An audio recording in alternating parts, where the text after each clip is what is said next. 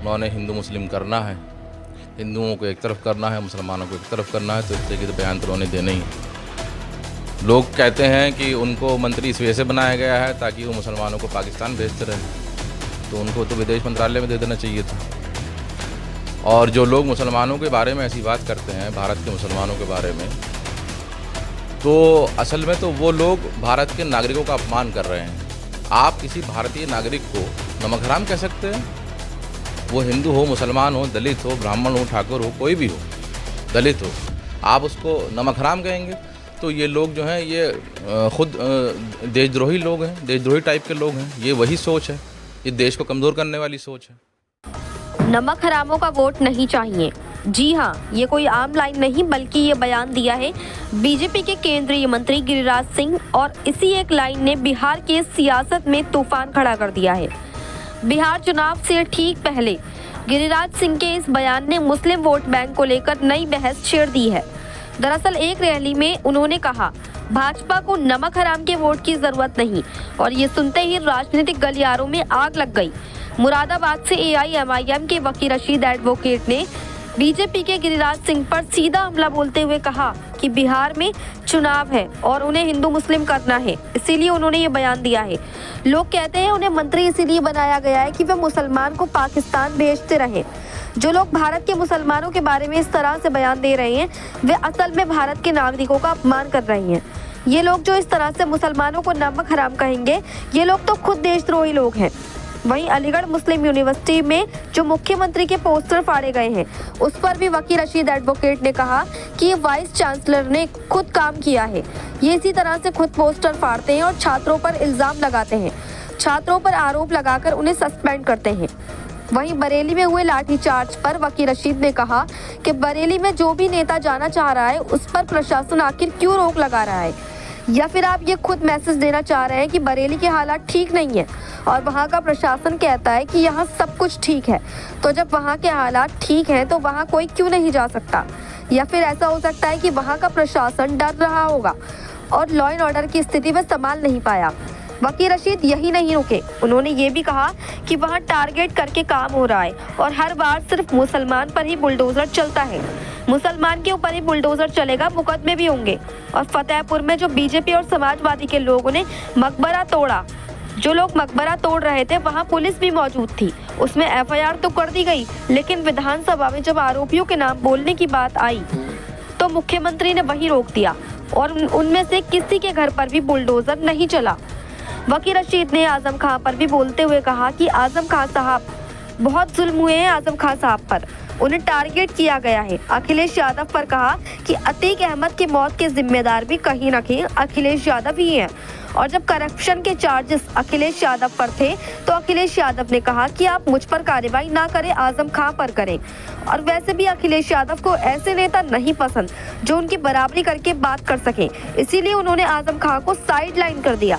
और जो आजम खां साहब का इलाज हुआ, उस पर भी अखिलेश यादव और समाजवादी पार्टी ने कोई पैसा नहीं खर्च किया। वहीं 27 के चुनाव पर कहा कि जब तक मुसलमान की इंडिपेंडेंट लीडरशिप को अखिलेश यादव तस्लीम नहीं करेंगे, वे मुख्यमंत्री नहीं बन सकते। वहीं कहा कि हम बिल्कुल नहीं चाहते कि बिहार में नीतीश कुमार और बीजेपी दोबारा मुख्यमंत्री बने। हम बिल्कुल नहीं चाहेंगे कि बीजेपी की सरकार वहां दोबारा से बने। मुरादाबाद से परवेज अंसारी की रिपोर्ट। वकील रशीद एडवोकेट। वकील भाई, एक वीडियो वायरल हो रही है जिसमें भारतीय जनता पार्टी के मंत्री हैं, वो ये कह रहे हैं कि मुसलमान जो है वो नमक हराम।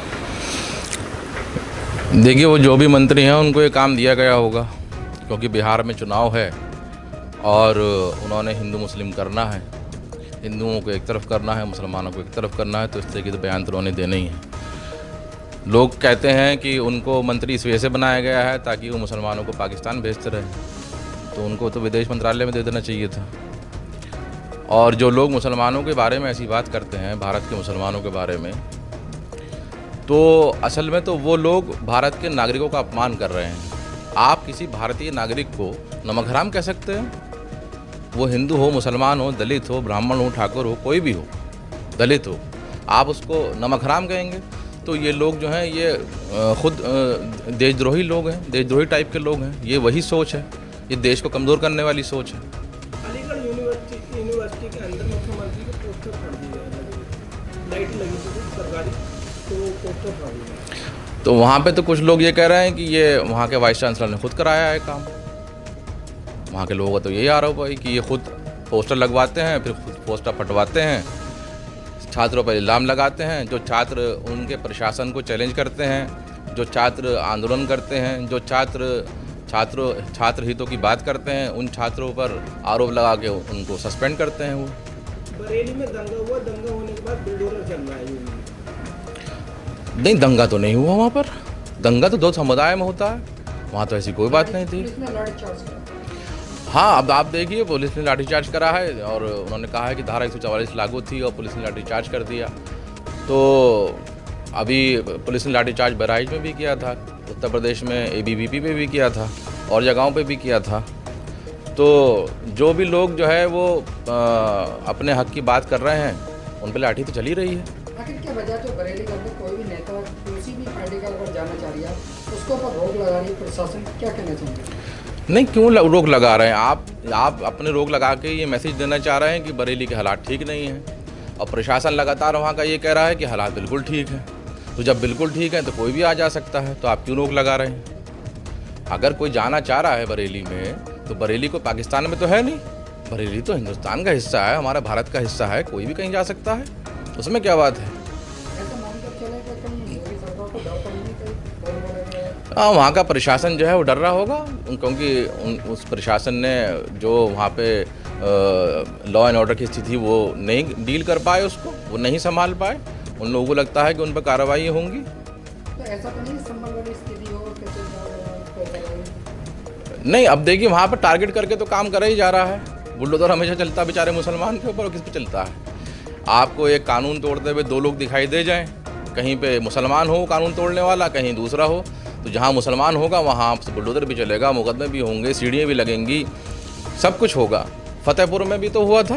फतेहपुर में तो बीजेपी के और समाजवादी के लोग मकबरा तोड़ रहे थे, कब्र तोड़ रहे थे, मज़ार तोड़ रहे थे। समाजवादी के लोग मौजूद थे उसके अंदर, तो बीजेपी के लोग मौजूद थे, पुलिस वहाँ मौजूद थी। कितने लोगों के ऊपर जो है कार्रवाई हुई। आपने FIR कर दी, लेकिन विधानसभा में जब उन लोगों के आरोपियों के नाम बोलने की बात करी गई तो मुख्यमंत्री ने रोक दिया कि नाम मत लीजिए किसी का। ना उनके घर में बुलडोजर चला किसी के घर पर, आप बता दिए किसके घर पे चला हो। बरेली में तो चला। तो कहीं ना कहीं एक ही जगह टारगेट बना जा रहा है। आप मुसलमान तो 70 साल से टारगेट है यहाँ पर, आज़ादी के बाद से। आप देख लिए, कांग्रेस की हुकूमत रही हो या समाजवादी की रही हो, किसी की हुकूमत रही हो, मुसलमान तो बेचारा टारगेट ही रहता है हमेशा। आजम खान ने सुरक्षा बहुत सी कर दी है, क्या आजम खान को ऐसा लग रहा है कि डायरेक्ट आदम साहब आदम खान साहब पे बहुत जुल्म हुए हैं लगातार, और उनको टारगेट करा गया है। और हमारा मानना तो ये है, और आप आम लोगों से बात करेंगे कैमरा बंद करके तो वो सब यही कहेंगे कि अखिलेश जी ने जैसे अतीक अहमद की जब उनका अतीक अहमद की मौत हुई तो उसमें लोगों ने कहा कि भाई अखिलेश यादव जी ने ही विधानसभा में मुख्यमंत्री को प्रोवोक किया था, इस वजह से वो अतीक अहमद इस दुनिया में नहीं रहे। तो ऐसे ही जब अखिलेश यादव की कोई बात आती है तो अखिलेश यादव जो है फ़ौरन उन्होंने कहा कि भाई मुझ पर कार्रवाई मत कीजिए, आप आज़म खान ले लीजिए और उन पर कार्रवाई कर दीजिए। भाई करप्शन के चार्जेस तो अखिलेश यादव जी के ऊपर थे, गोमती रिवर फ्रंट के ऊपर थे, आगरा एक्सप्रेस वे के ऊपर पे थे, CBI जांच की इंक्वायरी भी शुरू हुई थी उसके ऊपर। बीजेपी ने कुछ भी नहीं करा।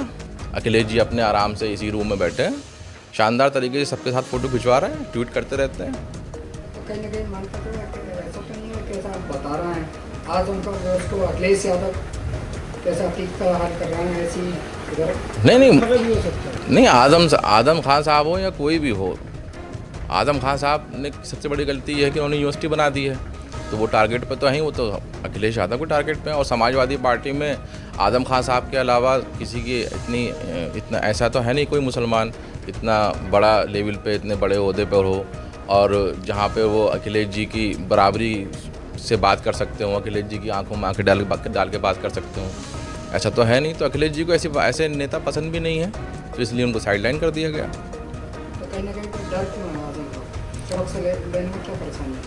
नहीं, आजम खान साहब के पास वो अभी वो कह रहे थे कि भाई हमारे पास तो पैसे भी नहीं हैं, उस सुरक्षा पे जो खर्चा होता है वो पैसे कौन देगा। वो बता रहे थे कि साहब हमारा जब इलाज हुआ तो इस इलाज में जो पैसा खर्च हुआ तो वो भी सरकार ने नहीं दिया, ना अखिलेश यादव ने दिया, ना समाजवादी पार्टी ने दिया। तो आदम खान साहब ने अपने जो उनकी जमा पूंजी थी, जो उनके सेविंग्स थी, वही सब उनके इलाज में ख़त्म हुई थी। क्या लग रहा है 27 नहीं, 27 का चुनाव जो है वो जब तक मुसलमानों को हिस्सेदारी की बात नहीं की जाएगी, मुसलमानों को उनकी आबादी के हिसाब से हिस्सेदारी नहीं मिलेगी, मुसलमानों को जब तक उनकी इंडिपेंडेंट लीडरशिप को अखिलेश यादव तस्लीम नहीं करेंगे, अखिलेश यादव मुख्यमंत्री नहीं बन सकते। अच्छा, बिहार के अंदर अगर बात करें यार तो ऐसी पार्टी काफ़ी बढ़-चढ़ के हिस्सा भी ले रही है। और दूसरी बात की, और वहाँ पे है ना कुछ बीजेपी वालों को दौड़ा के बिहार में भगाए भी है, क्या कहना चाहिए? नहीं, बिहार के अवाम बहुत समझदार है, ऐसा नहीं है। और वो सब देख भी रहे हैं कि किस तरीके से 20 साल से जो वहाँ पे हुकूमत चल रही है नीतीश कुमार की, और उससे पहले बीच में इनकी हुकूमत भी बनी आरजेडी की। तो हम तो नहीं चाहते कि वहाँ पर नीतीश कुमार और बीजेपी दोबारा मुख्यमंत्री बने। बीजेपी दोबारा और हमें तो लगता है कि नीतीश कुमार मुख्यमंत्री बनेंगे ही नहीं, बीजेपी अपना मुख्यमंत्री बनाएगी। तो हम तो नहीं चाहते बीजेपी की सरकार वहाँ बने। तो हमने तो कहा था कि भाई हम 6 सीटों पे, हम 6 विधानसभा हैं जहाँ हम जीत चुके हैं, हम तो खाली 6 सीटें मांग रहे थे, हमें दे दो भाई, सिर्फ 6 सीटें दे दो। तो उन्होंने मुख्यमंत्री बनना ही नहीं है। वो 1% वाले जो साहनी साहब हैं, जिनका समाज 1% है पूरे बिहार में, उनको उन्होंने 15 सीटें दी हैं, 15 सीटें। और वो तो कह रहे हैं मैं मुख्यमंत्री बनूंगा। बिहार के अंदर एक ऑफर दी बीजेपी वालों ने 10,000 रुपये की स्कीम, क्या कहना चाहिए आप? ये स्कीम नहीं, आप जो ये स्कीम दे रहे हैं वो अभी उसमें भी अभी बात चली रही थी कि उस स्कीम में क्या क्या हुआ है। 12,471 पुरुष ऐसे हैं जिन्होंने वो महिलाओं की स्कीम का फ़ायदा उठा लिया, वो महिला बन गए। तो ये तो हाल है उस स्कीम का। तो उन महिलाओं तक पहुँच कब रही है वो स्कीम? नहीं, लोगों तक नहीं पहुंच रहा ना। आप कोई पॉलिसी बना दीजिए और लोगों तक ना पहुंचाइए तो कैसे चलेगा काम? नहीं, बहुत सी जगहों पे कांग्रेस और आरजेडी आमने सामने है, वो एक दूसरे को दौड़ा रहे हैं। ये तो राजनीतिक खेल है, चल ही रहा है सब जगह चल रहा है। वोट चोरी देखिए, वोट चोरी का सबसे पहला मुद्दा तो बैरिस्टर असदुद्दीन ओवैसी ने उठाया था, अख्तरुज्जमान साहब ने उठाया था, जो बिहार के प्रदेश अध्यक्ष हैं हमारी पार्टी के। और वो सब लोग जो है इलेक्शन कमीशन पहुंचे, साहब ऑन रिकॉर्ड देख लीजिए सबसे पहले कौन पहुंचा था। बिल्कुल लड़ेगी, पूरी मजबूती से लड़ेगी। हमारे नेता माननीय प्रदेश अध्यक्ष शौकत अली साहब और उनके नेतृत्व में पार्टी चुनाव लड़ेगी। बैरिस्टर साहब का आदेश जैसे होगा और उस सारी जितनी सीटें तय करी गई जाएंगी उन सब सीटों पे चुनाव होगा। एक आखिरी सवाल ये है, बीजेपी वाले आखिर क्या कहते हैं वैसे जी को भाई? अब वो यही तो बात है, हम तो कहते हैं आप इन दोनों को बिठा के तय कर लीजिए। बीजेपी कहती है कि हम जो हैं वो देशद्रोही हैं, हम जो हैं वो राष्ट्रवादी नहीं हैं। समाजवादी और कांग्रेस कहती है ये इसकी बी टीम है। फिर महाराष्ट्र में जो शिवसेना है वो समाजवादी को कहती है कि वो बीजेपी की बी टीम है। मध्य प्रदेश में कांग्रेस कहती है समाजवादी बीजेपी की बी टीम है। दिल्ली में अरविंद केजरीवाल को कांग्रेस कहती है कि ये बीजेपी की बी टीम है। तो ये पहले ये तय कर लें बीजेपी की बी टीम है कौन किसकी टीम है। ये सब एक दूसरे की टीम है। हम तो जनता की टीम है, जनता के लिए बात करते हैं, मजलूमों की बात करते हैं। अब उनको ये लगता है कि उन्होंने जिस वोट बैंक पर कब्जा कर रखा था वो वोट बैंक अब हिलने लगा है, वो वोट बैंक सवाल करने लगा है, वो वोट बैंक अपनी हिस्सेदारी की बात कर रहा है। तो उनको तकलीफ पहुंच रही है इस चीज़ से। वो कहते हैं बस हमें वोट देते रहो, वोट चुपचाप बिल्कुल बिना कुछ मांगे बिना कुछ तय किए बस वोट देते रहो। अगर तुमने अपनी हिस्सेदारी मांग ली, अगर तुमने ये कह दिया कि साहब हम 20% हैं तो हमें चपरासी भी 20% चाहिए और डीएम भी 20% चाहिए और टीचर भी 20% चाहिए, तो हम तुम्हें अपने बराबर में नहीं बिठाएंगे, बस वोट देते रहो हमें।